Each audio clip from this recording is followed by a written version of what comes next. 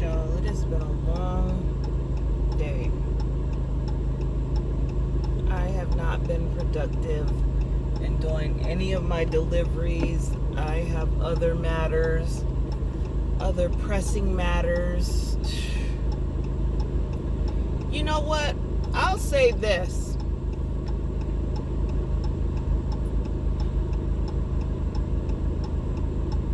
For an individual to be able to verbally, not only verbally, but express themselves in writing is so important. It's extremely important. And because of the fact that the way society is set up here in the States, as long as you do not put it in writing, your issue does not exist. And that's one thing about the black community, is that the black community, man, some marching, and I've said this before, march all day. You know, let's surely, gladly, readily write on some cardboard signs to march around all day, That does nothing. Does absolutely nothing but disrupt the flow of traffic. Take up valuable space and time. But nevertheless, you know, and this goes along the lines to the NAACP also. Oh, Al Sharpton, oh, Jerry Curl, oh, Jiminy Cricket looking Al Sharpton. You know, all this nonsense that they talk, all these things that they do, but you have not ever seen a policy, a policy that was changed. Things are still the same, you know what I mean? And so if people do not have the skill of writing their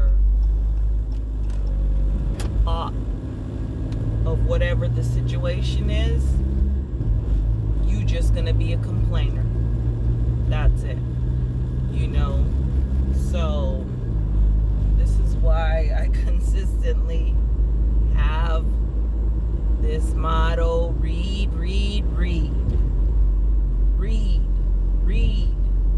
So that way you learn how to express yourself. Read so you learn how to verbalize yourself. Read so that verbalization then turns into written communication. You know, once upon a time, see, I'm a hand writer, you know. I'm constantly writing, and let me tell you, my letters have gotten things done. My letters have gotten stuff moving, you know. My letters have caused people to lose their employment. My letters have promoted people to employment. My letters have opened up investigations.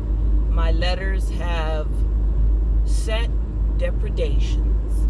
And so, nevertheless, my children would tease me. They would tease me and they would say that they need to give me a plume. And then when they see that plume just moving, you know, erratically, they know that I'm back to the notepad, you know. So yeah, I encourage everyone, read consistently, read. And I was sharing this with someone the other day that, you know, you're a fool to think that somebody that is well read wouldn't know anything. I know a lot. I got a brain full of it's extremely rare that I come across something that I'm not acquainted with in some way, you know, because I'm consistently reading. And so because I'm consistently reading,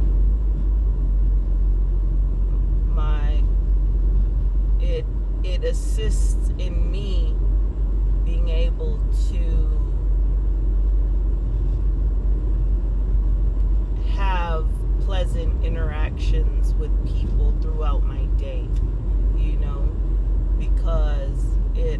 has also assisted me in being able to,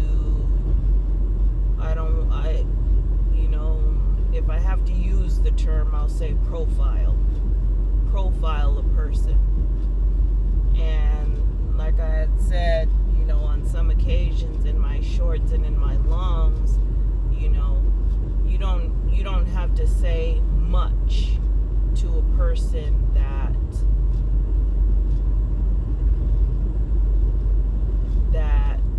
is familiar with the behaviors of people. You don't have to say much. They just have to kind of observe, listen to you speak, how you reference things, and then they just can create a profile that would be, I would say, upward in the 90% accuracy, and that would be me. One of the issues that I've experienced with people is that they're not readers, and therefore they become bitter, and they become, in some instances, envious, and they'll attempt to mock. You think you know it all. I don't know it all, but I certainly know more than you. There's no way that somebody is going to be an avid reader and not know a lot of things. That's just crazy to even assume, let alone even expect that a well-read person shouldn't know quite a bit. You know what I mean? And I'm one of those people that experiences that. And sometimes you can pretty much gauge a person that's going to be ignorantly resistant because they are so compassed about with ignorance. And you just kind of learn how to back away from those individuals. Not that you have conceded to anything, but you do it in such a way where they recognize that you know that they're an idiot, and they are wasting your time. So anyway, let me get over here to this merchant, because I have missed out on a lot of dollars today because of this pressing matter. But y'all see what I'm talking about? This is the great and holy God's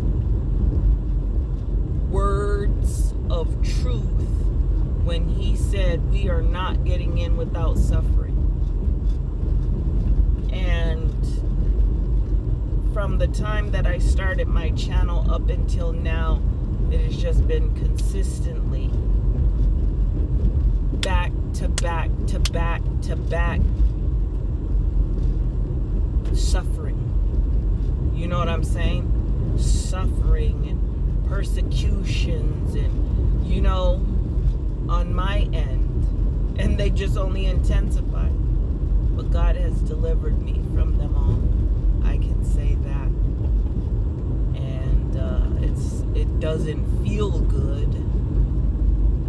It doesn't feel good, although I'm at peace with all of this thing. Didn't I just come from a courtroom?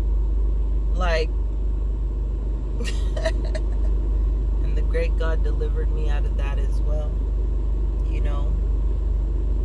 So here we are again. Ooh, your attention span.